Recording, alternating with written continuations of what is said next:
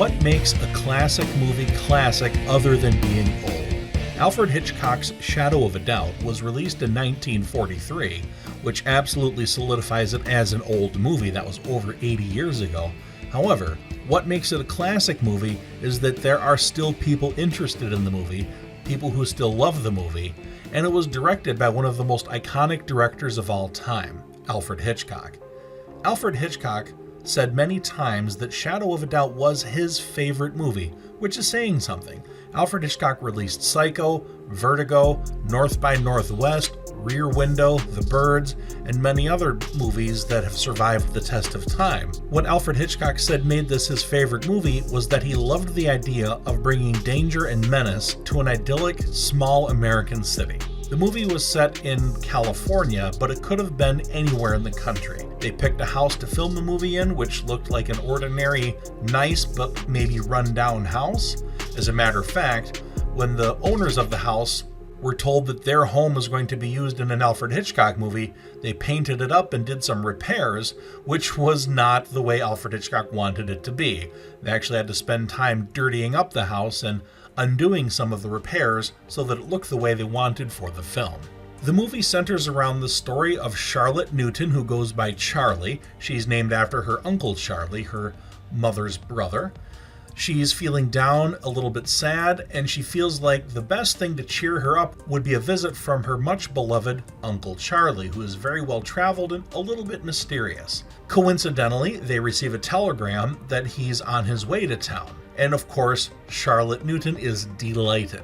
She obviously has a lot of love and affection for her uncle, but when he arrives, he starts acting rather suspicious. And over the course of the movie, you learn that Uncle Charlie isn't exactly who he appears to be. This review video is going to be full of spoilers. Now, the movie's over 80 years old, so I'm assuming you've seen the movie, but if you haven't and you don't want to know what happens, be warned, this video contains spoilers. Before we go any further, quick reminder, my name is Eric Wilford Watson, and you can support this channel by purchasing my thriller suspense novels, Judas Kissed and Becoming Quincy, on Amazon.com. Judas Kissed is a supernatural crime thriller. Becoming Quincy has a little bit of a science fiction twist. Thank you for watching Sound and Fury. There are things to love about this movie. I'm a big Alfred Hitchcock fan. I did a video on Vertigo. I've done a video on Rear Window. I will very likely do other videos on other Hitchcock movies soon, so please hit that like and subscribe button so you don't miss that. But this is a movie I haven't seen in a very, very long time. I think I saw it once, maybe 30 years ago, and I don't really remember it that well. Rewatching it for this video was quite fun for me because it was almost like watching a new Hitchcock movie all over again. It wasn't one of the movies I go back to all the time. I've watched Vertigo plenty of times. I've seen Psycho a million times. I've watched North by Northwest, Rope, all of his major hits. I've seen those lots of times, but Shadow of a Doubt isn't one of those movies a lot of people talk about, and I think that's unfair. I wish this movie was ranked higher than it is. I wish it was remembered more than it is, but to be fair, black and white movies aren't really as popular in the 2020s as they were before. One of the things that makes this movie quite good is the actor portraying Uncle Charlie is a really good actor. I'm not terribly familiar with Joseph Cotton's body of work, but he did a good job here, and the rest of the cast is really well done. I like the Newton family. I like the dialogue.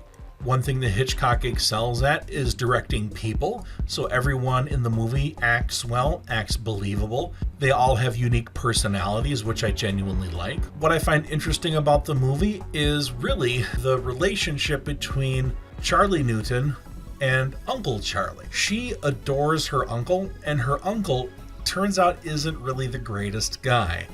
There's the power dynamic of an older man and a younger woman and how much she adores this guy. Nothing sexual or anything like that, but he does act inappropriately towards her. He acts aggressively towards her, but she still likes him, but less and less so as she learns more about him. The family is visited by a couple of people who say they're doing an article and want to talk about the average American family, but that's just a cover. They're actually cops investigating if Uncle Charlie, whose name is Charlie Oakley, is actually a serial killer who targets older, wealthy women. And of course, that turns out to be absolutely correct. And when she realizes that Uncle Charlie really is up to no good, Uncle Charlie tries to kill her a couple of different ways. He tries to kill her by sabotaging the stairs leading to her bedroom so that she falls. He locks her in a garage with the car running and the keys out of the ignition, hoping she'll suffocate. But of course she survives.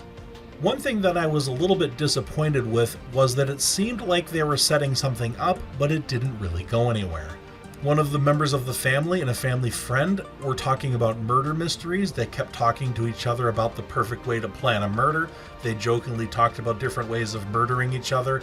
They were shown holding murder mystery books and magazines, so I thought it was going to be something where they would figure out who Uncle Charlie really was, but that never really came into play. It was a bit of a red herring, but really it seemed unnecessary. Why have characters talking about solving murder mysteries when they don't actually do any of that in the film? There was an actual police detective who found out who Uncle Charlie really was, and of course, Charlotte Newton, aka Charlie Newton, figured it out, but the people who were talking about solving murders never did.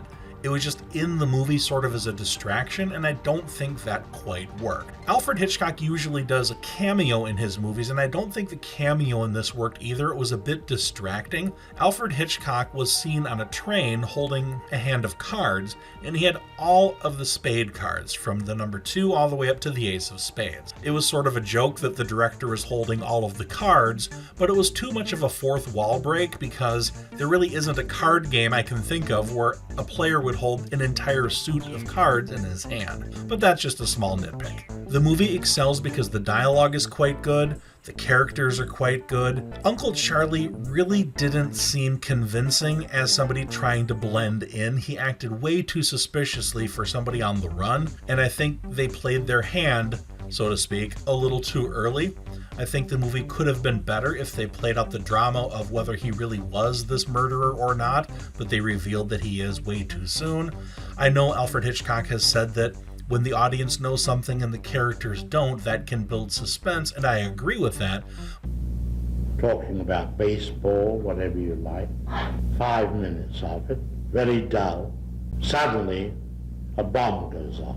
What do the audience have? 10 seconds of shock. Now take the same scene and tell the audience there is a bomb under that table. Well, the whole emotion of the audience is totally different because you've given them that information. Now the conversation about baseball becomes very vital. You've got the audience working. But having no mystery at all was a little bit disappointing. I don't think this is Alfred Hitchcock's best movie, not even close. However, it's an Alfred Hitchcock movie, and it is excellent. The direction is fantastic, every camera angle is well thought out and gorgeous, even in the black and white, and maybe especially because of the black and white, everything looks great. It's a good movie to look at, it's quite entertaining, I genuinely like it. It seems like it was a little bit too long for the amount of story that they had. It seems like this may have been better if it were an Alfred Hitchcock Presents episode rather than a full-length movie. Not every movie has to be gigantic, not every movie has to have explosions and chases and murders. This movie is actually mostly dialogue, but that's okay. It's good dialogue. It's well-written dialogue, and it isn't the kind of dialogue you hear in modern movies because it takes its time setting things up. Modern movies seem to try to go as quickly as possible. This movie takes its time to build the drama and build the suspense. If you like classic movies, I highly recommend it. I do not think it's Alfred Hitchcock's best movie, not even close, but I can see why Alfred Hitchcock would like it as the creator of the movie. It does have the contrast of an idyllic small American city with a little bit of a darkness introduced to that city. I like the movie quite a bit. With that being said, please hit that like and subscribe button so you don't miss the next video. Until next time, thank you for watching Sound and Fury.